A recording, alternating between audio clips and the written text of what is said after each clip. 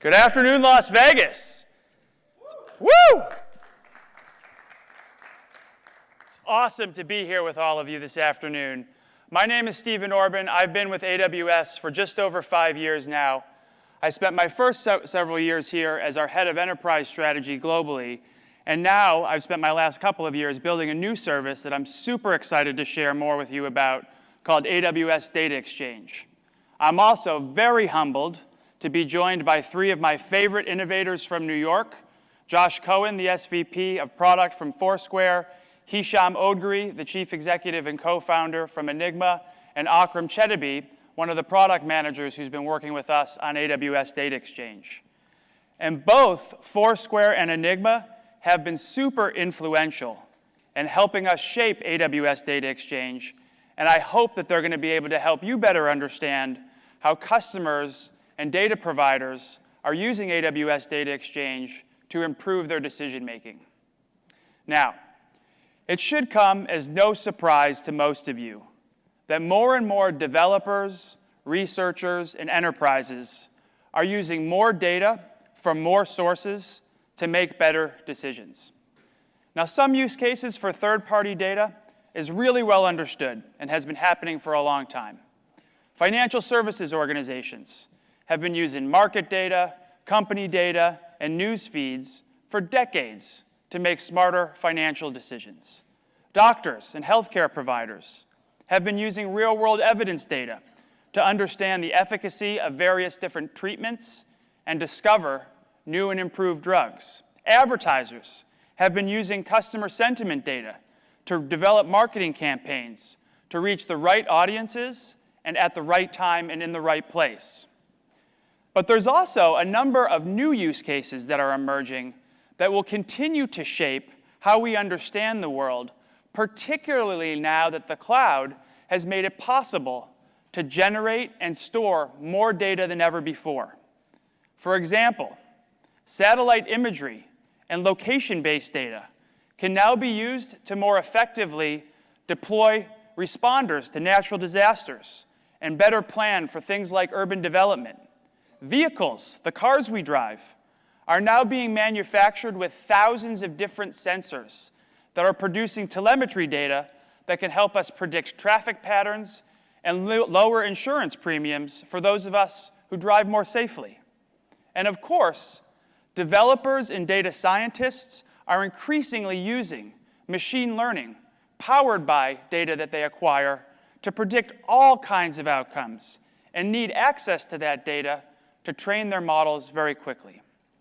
And just to give you a few examples, Merck uses hundreds of third-party data sources in addition to the massive corpus of data that they already have themselves to do life-changing science for things like discovering new drugs, understanding the efficacy of various different treatments, and plan for clinical trials. All of these efforts combine to deliver super meaningful benefits to us as patients and human beings. John Snow Labs maintains an expertly curated and up-to-date library of thousands of data sets to help healthcare and life sciences organizations like Merck train and use machine learning to predict and improve patient care. Many of these data sets can be found on AWS Data Exchange today. And Crux Informatics, who now offers nearly 100 of different data products on AWS Data Exchange, has built an entire business helping large financial services institutions wrangle, ingest, and normalize data from many different sources so that their customers can spend much more time on the data science on that data rather than normalizing it from disparate different sources.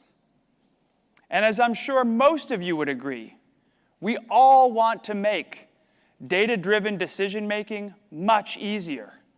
Customers have told us that they want the experience of finding and then using data in the cloud, where more and more of it is now being generated and stored, just as easy as it is to shop online today. Unfortunately, that's not been the case for how data is exchanged between organizations today. First, there's no one place to go to find lots of different data, particularly across industries. You may know who some of the players are in your industry. For example, if you're in financial services, you may know where you can go to get market data and company data and news feeds or analyst ratings from the ratings agency. But as soon as you want to do some joint analysis on that data, with data that contains some satellite imagery to show parking lot traffic or location data that shows how many people visited a particular restaurant at a particular time, or aggregated consumer transaction data to understand macro spending habits, you're kind of out of luck because there's no one place to go to find all of that data in one spot.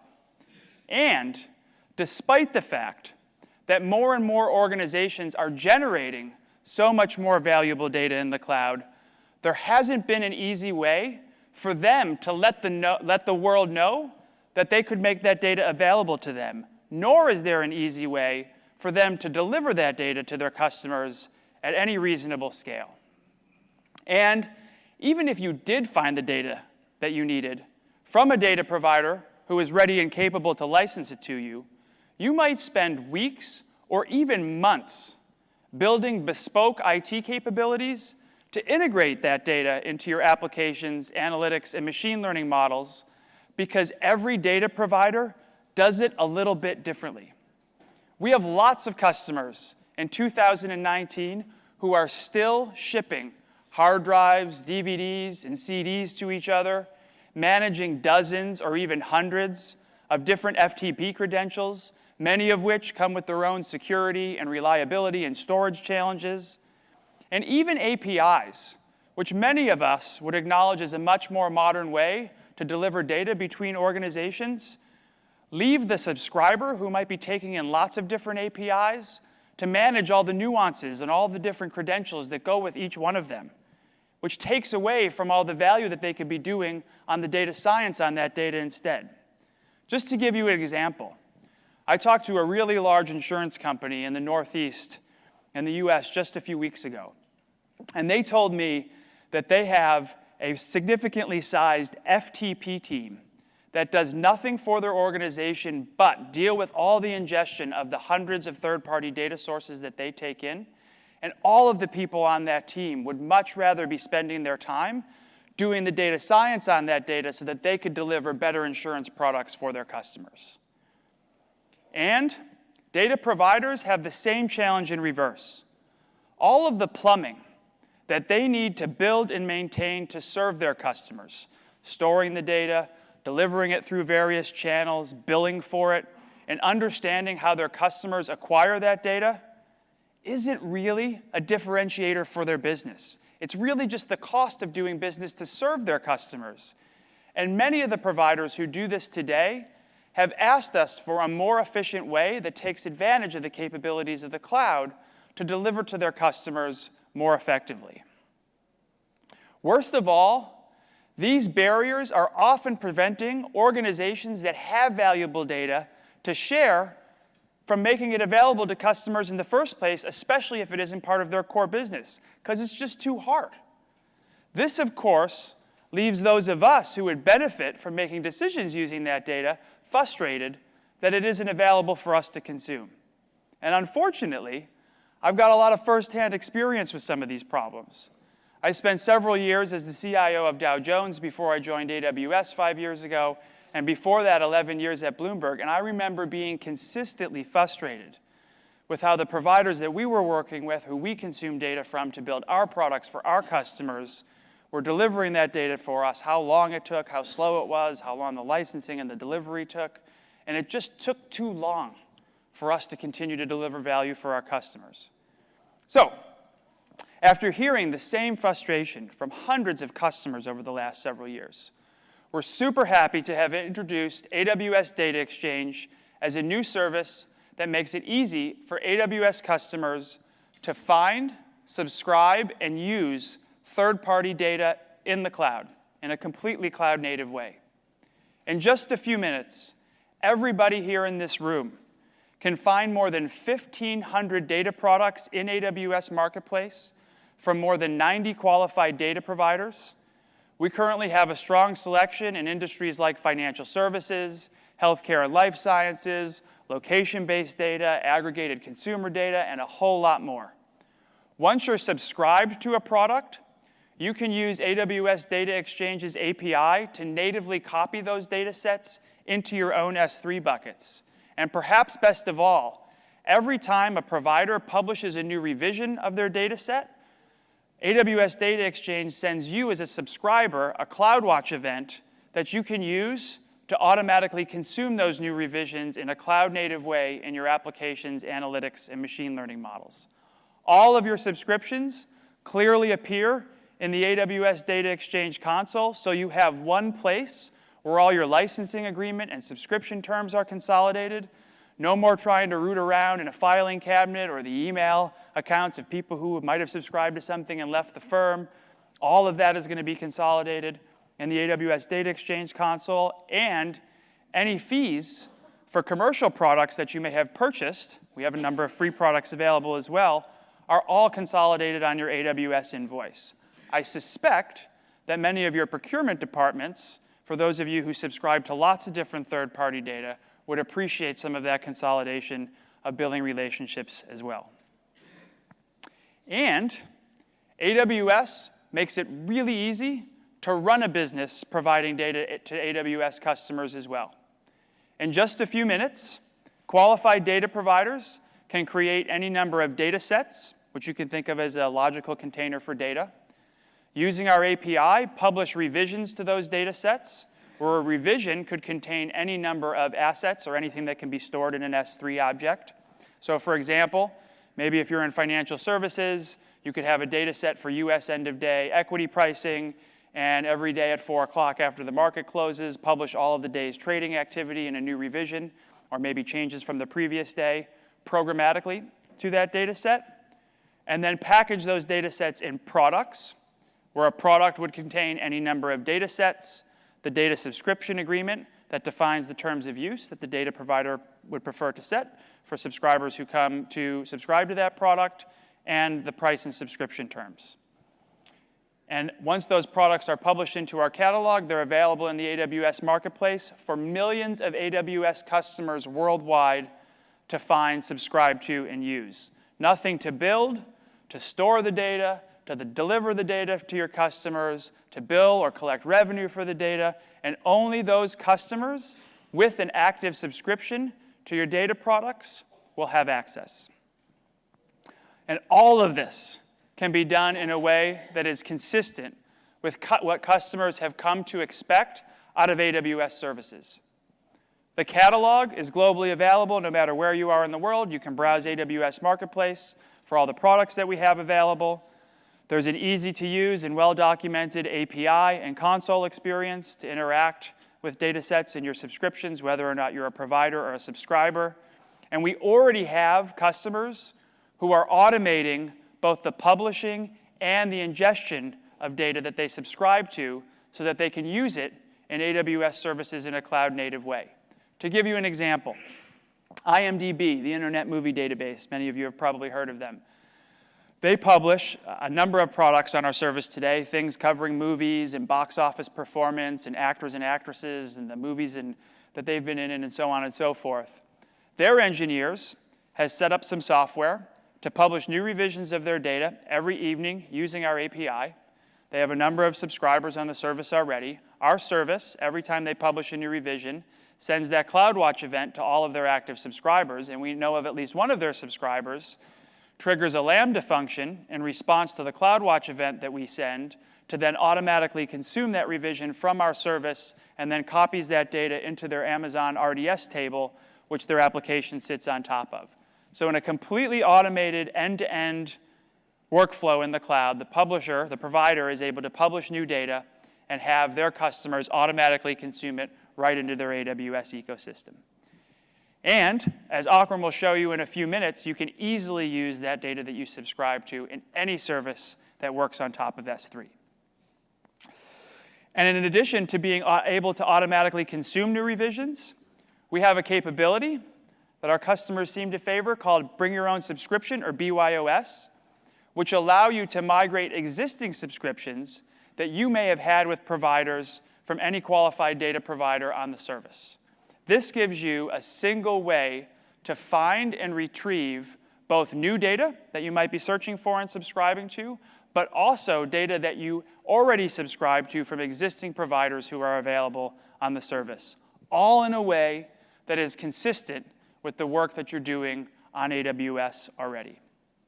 And like all AWS services, we've been building security into the service from the ground up. All data is encrypted and at transit and at rest, and using an optional feature called subscription verification, providers can first understand their customers' use cases, or perhaps to comply with a Know Your Customer regulation before approving access to a product that a customer has subscribed to. We have a number of compliance attestations that we're going to continue to add to meet more use cases. You can also create fine-grained controls using IAM policies so that you can manage who does what on the service and audit all actions via AWS CloudTrail. But you don't have to take it just from us. At this point, I'd love to welcome to the stage Josh Cohen, the Senior Vice President of Product at Foursquare, to tell you a little bit about their experience using AWS Data Exchange. Thanks. Thanks, Josh.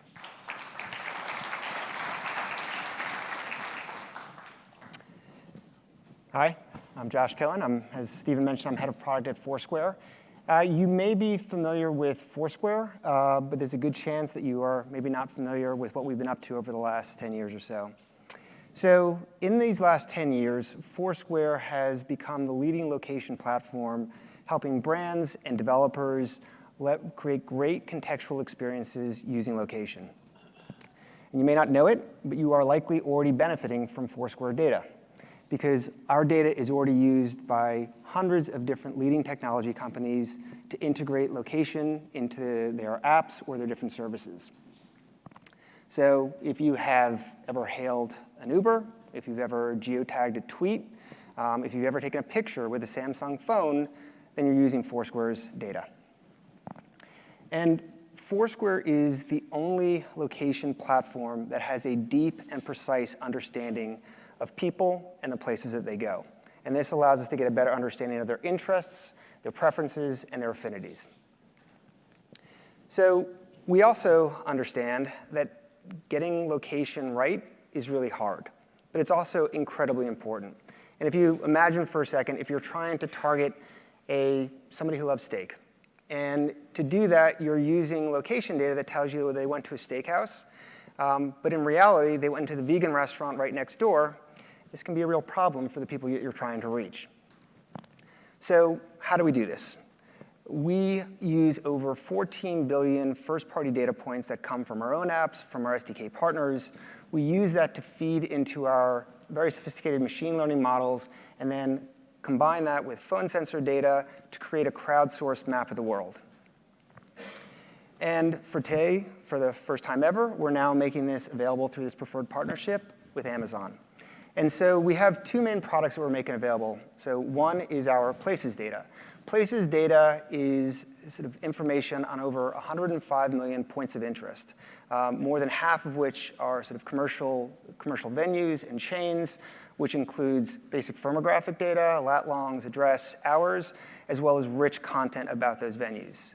And we also have data solutions, which has information on well over 100 million devices to understand where people go and allow you to be able to sort of take a look at that data either by various different geographic cuts as well as by time cuts.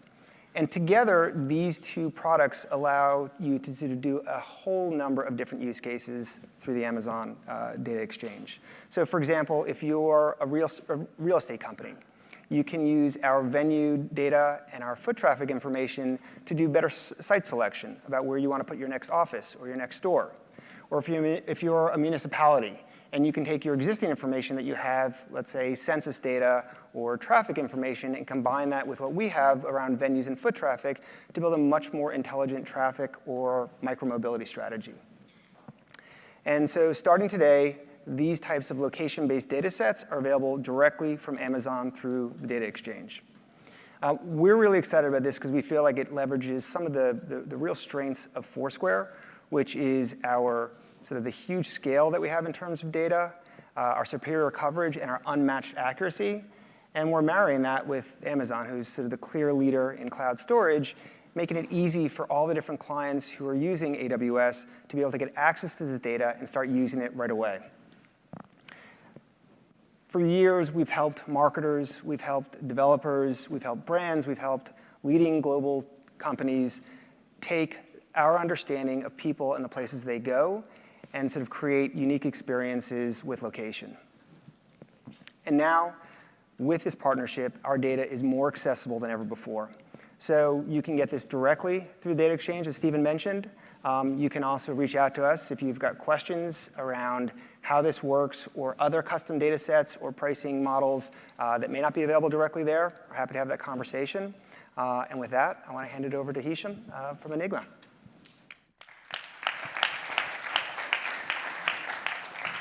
That was really cool. And talking about more cool stuff. Anyways, I'm Isham Woodgiri. I'm the CEO and co-founder of Enigma. And I'm continuously amazed at this one fact. 44% of the economy is driven by small businesses. 44%. Just an amazing chunk of the activity. And what's difficult about being a small business is that doing business as a small business is actually a pretty crappy experience, and pardon my French there. I mean, if you're renting a car, we're talking about 20 extra pages of paperwork, or getting insurance, right? Literally having to send a rubber stamp of your corporate seal to someone. Whereas doing that as a consumer, online, on my phone, in 5 minutes, I'm insured for anything I need, right? And these businesses get denied credit 80% of the time. As a small business, when you try to get a loan, right, you're just systematically and routinely treated as if we don't really know you and we don't really understand who you are. And the reason behind that is that data about small businesses kind of generally sucks. And there's a lot we can do to change that. At Enigma, we build APIs to power better experiences between businesses. And like I said, it's a massive data problem. So we ingest hundreds of sources from public data, private data. So even as an API company, having the exchange as a customer is something interesting for us. And I'm going to talk to you about how we're a provider to the exchange as well soon. And we resolve all of this data together into one cohesive whole, 250 million people's worth of information, 30 million companies, and then derive some insight. Actually answer some questions about whether businesses are growing or shrinking, the risk of default is, whether they're real. And that little problem, whether they're real, if a business is valid, seemingly interesting, easy thing to solve. But I'll tell you a little story about that. So we're a Series C company. Back a couple years ago, we were raising a Series B, actually raised $30 million. And one of the first things we wanted to do, because our Amazon bill was starting to rack up, is get a credit card and get some points, right? So we apply to the bank, and boom, like 80% of these other folks, running not a large business, we were denied for credit. We fundraised $30 million, right? And we're going for, I think like a $50,000 credit line or a $25,000 credit line at the time. So, we're kind of amazed, sitting there, like, okay, what went on? Did they not see our report? Have reported any activity? Well, it turns out they couldn't even find us, right? We were a growing company. Our office address, we had recently grown, changed offices, didn't match our corporate registration record. Surprise, surprise. Couldn't find our phone number that we listed on the application. Registered to us as a company, as Verizon. It was my cell phone, right? That's what you do when you're a growing company. Or you use a VoIP IP number that's not going to be registered by Verizon. And so the really funny part about the story is that the bank that we applied to get the credit card from was an investor in that $30 million round, okay? Now that's how badly we connect the dots in this space. And we're changing it, right? We're delivering APIs that solve problems like this at scale, because we're seeing fintech grow massively, we're seeing insurtech grow massively, we're seeing lots of people who want to work with businesses. And frankly, I think that the advances that we've had in the consumer space and how data has enabled all of these experiences to be built for consumers, all of these products to deliver so much to us as a consumer, will change the way businesses can basically deliver dynamically products. So let me talk a little bit about one of the most powerful data sources at the foundation, at the core of a lot of what we do at Enigma, and that's public data. Now, public data is notoriously hard to work with. Now, the United States may have the world's largest S3 bucket, but the documentation is very bad, right, metaphorically speaking. It's all over the place. And like Steven said, we're FedExing hard drives to agencies so they can fill up the latest version of an update of energy statistics. We're getting data from the IRS that's completely unusable because it was built for auditing and reporting purposes. But we want to extract out of it interesting information about geographic income disparities and geographic income distribution. So what we're going to do is we're going to take all of this data, and we're going to work it, and we're going to put it all on the exchange, mostly for free, and expose the sources that industry insiders have been using for decades to folks. I want to stress that there's application across industry in this data. It's very, very versatile. Finance and trading, business intelligence, right? Whether you're some CPG company, retail company, healthcare, in a world of fake news, getting access to hard facts, actual reported information, extremely important, or even government services. I remember we built this pro bono application with property tax data mostly that allowed the city of New Orleans to prioritize how their fire inspectors checked which apartments had smoke detectors. And there's orders of magnitude more accurate, actually saving lives with this kind of data. So all of this you can access on the exchange today. Just go on the exchange and take a look. I mean, the granularity of some of this data is extremely impressive. Take, say, US historical cargo container shipments. Now, I know every one of you here is going home with more swag than they want to carry back, right? But there's a data set on the exchange, row by row. You can see all of the swag coming into this conference, right? What container did it come to? How many packets of fidget spinners have been shipped to which company, et cetera. Now, I joke, but we're talking about billions of dollars of economic activity represented on a data set that's free right now on the exchange. Or federal tax liens. What companies have just fallen behind on their federal taxes? Extremely difficult data set to get. Can't just go download it, until now, because it's on the exchange. But what we do is actually FOIA the federal government on a quarterly basis to get this data. We have to file a literal legal motion to get this data, put it into shape, and by no means is this a one-off effort. We're partnering with Amazon to expand this beyond the federal sources, the state sources, the local sources, even go abroad. There's data, open data across the world being published at an incredibly fast rate. But the important part is getting standardized, canonical, developer-friendly versions of this data. Right? Again, it's making that accessibility paradigm not about place, but about curation. The data is now going to be available on the exchange, and it's going to be available in a format that you can take and have some impact on it. Just as we've built a business on this foundational data, we're really excited to see what everyone can do. I'll leave you with this one last little factoid. Take, say, the US Census. It is a $6 billion investment every time we do it.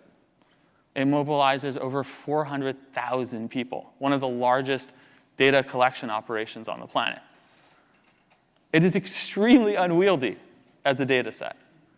And that's what we're going to change and put it all up on the exchange for you. So excited to introduce Akram from AWS, who's going to show you a little demo of what we can do with all of this fun data.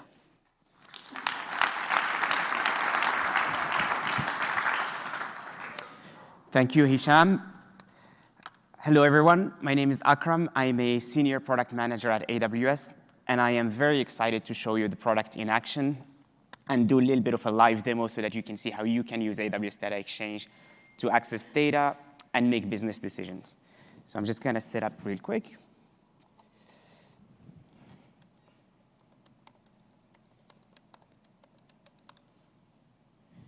Awesome. So let's say I am an entrepreneur. I just developed a new technology. Let's say it's to make new vegan burgers. They're healthier, they're better for the environment, and I'm very excited about them, and I want to distribute them to restaurants in New York. I happen to be already using AWS to do some machine learning, maybe to host my website, and I want to see if there's any data that I can use on AWS Data Exchange to make my decision and help my sales team prioritize which restaurants to partner with.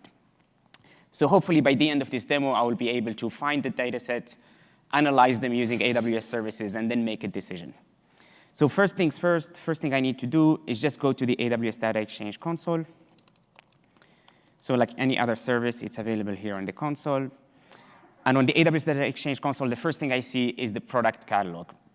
As it means, it's basically a catalog. It has now more than 1,600 products, as you can see. And I can browse and search for all the data sets that are available. I can also filter and search and filter by categories. I see that we have financial services, healthcare and life sciences, public sector, retail, location, and marketing data, which sounds interesting for my restaurant use case, et cetera, et cetera. So let's say I start by looking for New York City, because that's where I'm based. I see that there is a bunch of data that is available. New York City restaurants most exposed to crime. That sounds interesting. Not exactly what I'm looking for. Maybe I can use it later. There's a data set here by Foursquare, which is venue data, which sounds interesting. If I look into the data, the product here, I can see the product details. So the product details tell me what the content of the product is, and that's what the data provider has decided to share with everybody to tell them what would they be accessing when they subscribe to this product. So here, if I go to the description, I can see that there is here venues data in New York City and DC, which is what I'm looking for. It includes 800 categories, including restaurants, venues, entertainment, et cetera. So this looks like something that could be useful to me. I see that there's also all of the columns that are available in this product. And I see that there is location, latitude, longitude, zip code, and even the address. So here in the product description, I can see before I even do anything, I can see what kind of data I would be accessing here. The other thing I can see in the product description page is the offer terms. And the offer terms are basically the terms and conditions that I'm agreeing to when I subscribe to this product. So if I scroll down a little bit here, I can see the pricing information. So obviously, this is an important part of the offer terms. And all products in AWS Data Exchange are subscription-based. What this means is that I pay upfront for a certain duration, and I get access to the data for that duration. And if there are any updates to that data, I will get those updates as long as my subscription is active. And then when my subscription expires, I can either auto-renew and keep getting updates, or the subscription just expires and I lose access to the data.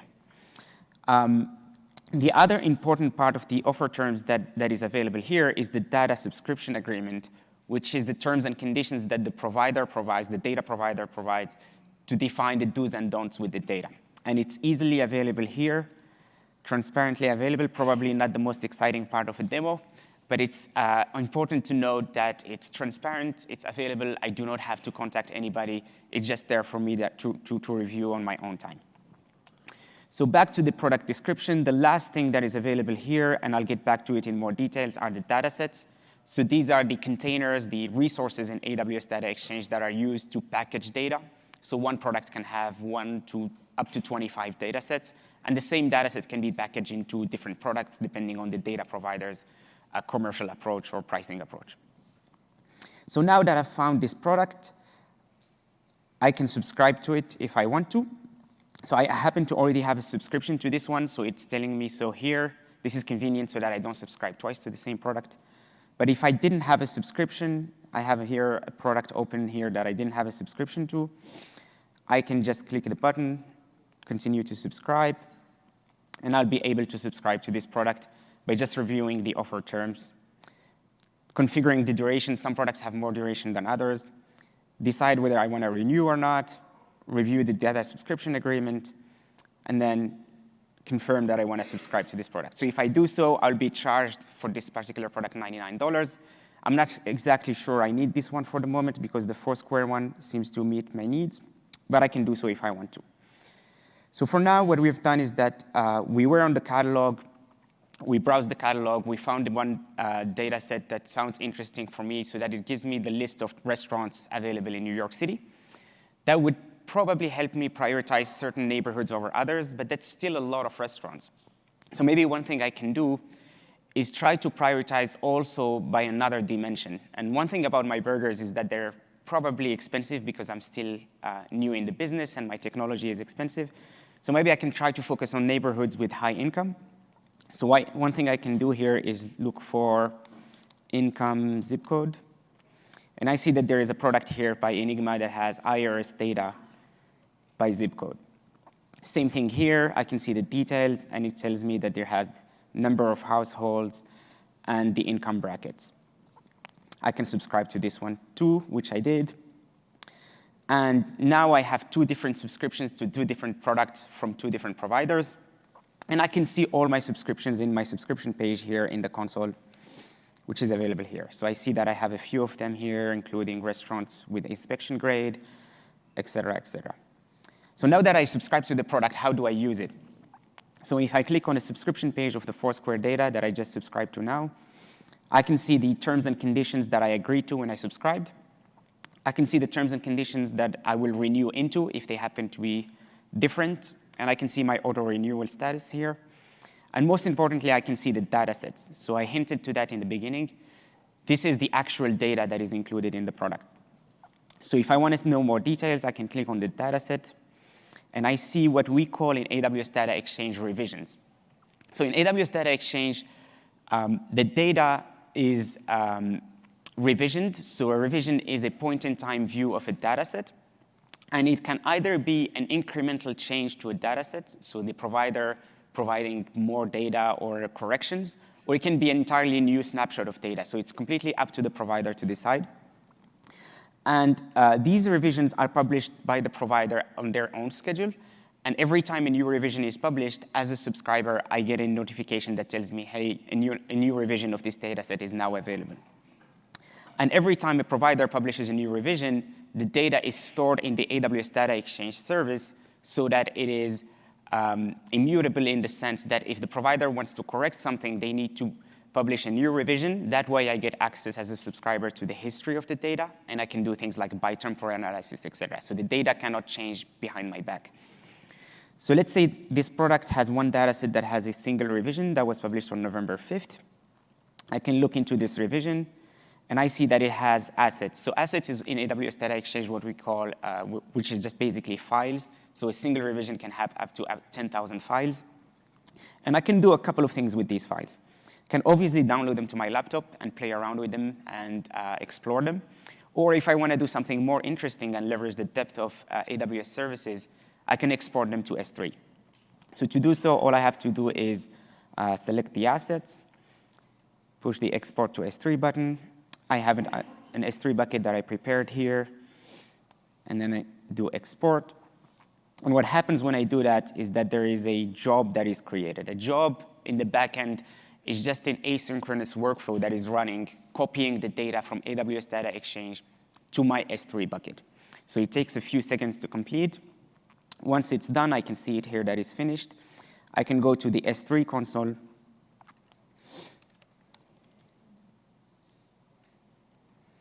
And I can see in my S3 bucket that I just chose from Foursquare, the data is here. And I can see that these files have been copied on December 5th, which is basically today. So the job that I created in AWS Data Exchange automatically copied those files from the data sets to my own S3 bucket. So now, just to summarize where we are, we started with a business decision, which is how do I find restaurants to partner with. We found a couple of products that were interested, subscribed to them, found a data set, and then exported those files to S3. So now that the files are in S3, I can use multiple AWS services to actually analyze them and get access to the content of the data to make my decision.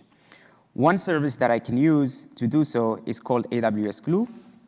And AWS Glue has a very nice feature. It's the serverless ETL service in AWS. And it has a nice feature called crawlers, which are little pieces of software that go into my files and understand their content in order to catalog the data and their schema so that I can use that data in a programmatic way. For example, run SQL queries on it without me having to open the files, understand the columns, understand their type, et cetera. So I see here that there is a data catalog in Glue. And in my data catalog, I have a database called Foursquare data. And it's empty. There is no tables here. What I can do is I can create a crawler that would go into those files in S3, try to understand their content, and then put them in my data catalog. So I'm going to call this Foursquare crawler. I need to specify where this crawler is going to be looking for data. So it's going to be looking here, which is where we just exported the data. That's the only data source. I need to give it permission to read from my S3 bucket. I have an IAM role to do that. And I'm going to run it on demand. And the last thing I'm going to do is then I'm going to say, if you find any tables, create a table in the Foursquare database. I am now done. I created a crawler, and I can run it. So when I run the crawler, it's just going to my S3 files, opening them, and then trying to understand their content so that it's cataloged in my catalog. So the data crawler takes a minute or two to run. So I'm just going to take a quick break and show you something about automation of all of this. So everything I did right now on the console to copy the data from the products to my S3 bucket can be done programmatically and can be automated.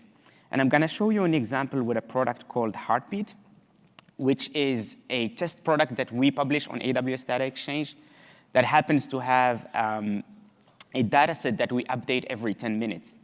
So if we see here, there is a data set here. And as I have been speaking here, new revisions have been published here every 10 minutes. So 5 minutes ago, 15 minutes ago, 25 minutes ago.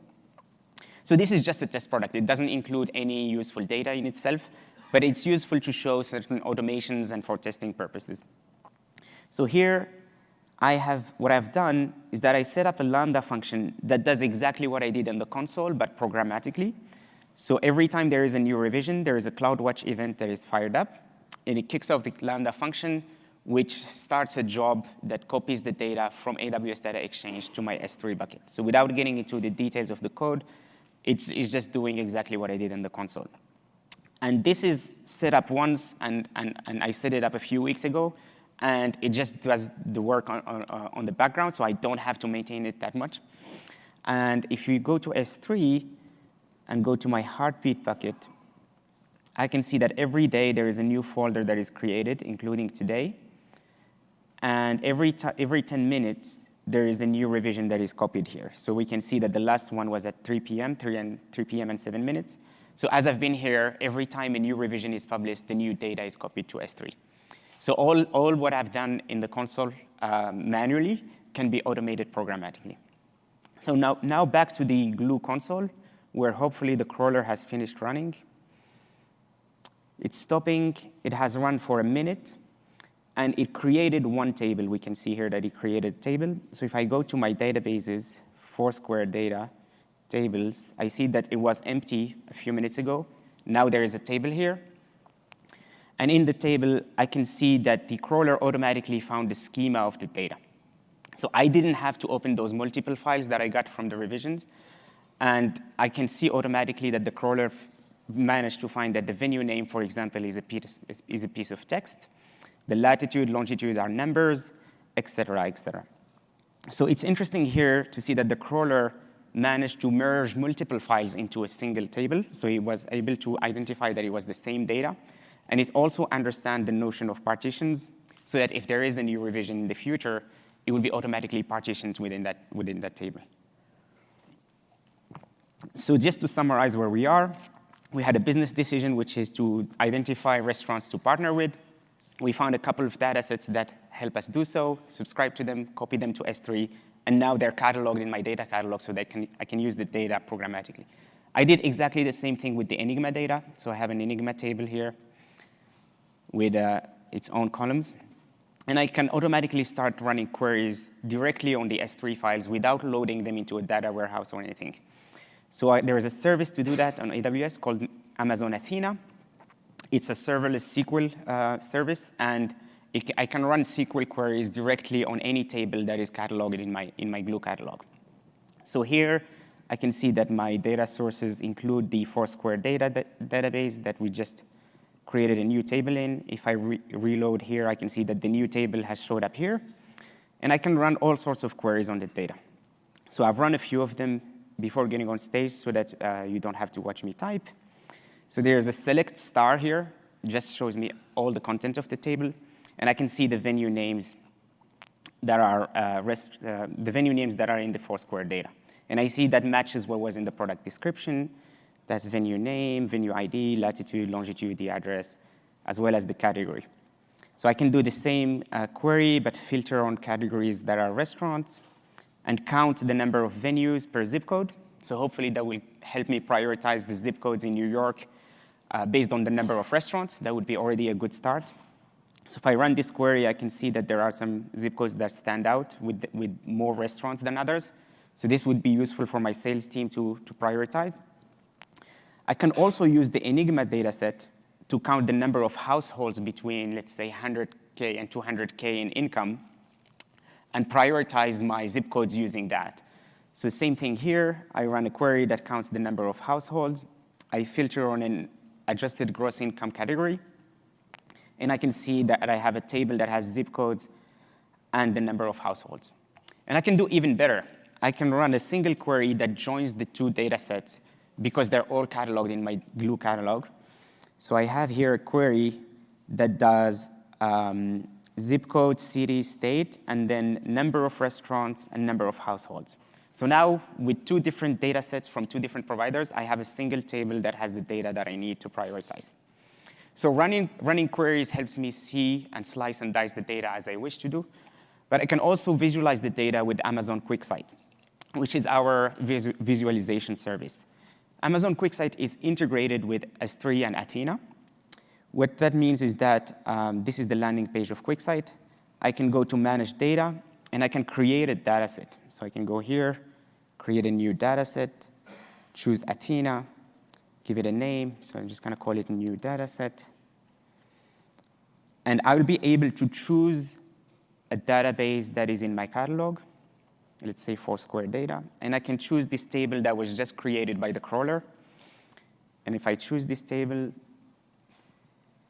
I can start visualizing and doing all sorts of pivot tables, maps, using the fields that are in that table. So I can just drag and drop, start visualization. I've already done so before getting on stage. So the first thing I did is a 2x2 type of diagram where I have the number of restaurants in one dimension, the number of households in another dimension. And I can already see that there are some zip codes that stand out. So there are zip codes that are high on both dimensions. There's this one, it's in Midtown, I believe, Manhattan. There's this one in Brooklyn. So I see that there's 3 of them that are high on one or the other or both. So I can also focus on both of these, on some of these zip codes and do, for example, a visualization and plot the restaurants on a map so that I can see, my sales team can see exactly which restaurants they can go to. So all of this is done using the data from the data provider directly. So the latitude and longitude are something that QuickSight can understand and can plot on a map. And then the colors here are just the categories of restaurants as were provided by Foursquare. So we've seen here the process all the way from having a business problem to solve, to finding data to solve that problem, to using AWS services to analyze those problems. So I'm just going to summarize some of the architecture that I used here on a couple of slides. So the first one was the heartbeat one, which is the automation of copying data from AWS Data Exchange to S3. So this is pretty simple. I get a CloudWatch notification. It fires up a Lambda function. Lambda copies the data using AWS Data Exchange APIs to S3. And then once the data is in S3, I can do all sorts of things leveraging AWS services, including running a glue crawler, cataloging the data, and then using Athena, Redshift, QuickSight, or SageMaker to do machine learning on it. So this is, as you can see, is just the tip of the iceberg. There were 1,600 products out there. I used a couple of them to show you a demo end-to-end, and I'm really looking forward to how you guys can use this data to do amazing things. I'm going to hand it back to Steven for a couple of last words. Thank you very much. Thank you, Akram. I hope that you thought that was pretty cool. He went from a pretty interesting business problem, found some data from a couple of providers, both of whom happen to be here today and have been excellent partners for us and have some really interesting data sets that I believe most of you in this room could use to power some interesting challenges in your business, and went all the way through using that a whole bunch of services in AWS in just a few minutes. Pretty amazing stuff. As you can see here, and as I was talking about before, we already have more than 90 providers who are on the service today. We've got a broad selection across financial services with stock exchanges like the Toronto-Montreal Exchange, Tradition Asia, and more on the way. Aggregated consumer credit data from TransUnion, Equifax, Experian, insurance intelligence from organizations like Verisk, company data from Dun & Bradstreet and ADP, location data from folks like Foursquare, data in healthcare and life sciences from folks like Change Healthcare, OM1, MGMA, and lots of open data sets from folks like Enigma and others with a lot more on the way. And that list will continue to grow so that if you can't find what you're looking for today, please let us know, and we will go try and get it for you. Thank you very much for your time. Thank you very much, particularly Josh and Hisham, for being here with us today. We really appreciate your partnership. I hope that you found this interesting. Please give us your feedback. Everything we're going to continue to do with the service is going to be completely based on what you ask for. Thank you again for your time, and enjoy the rest of your time in Vegas.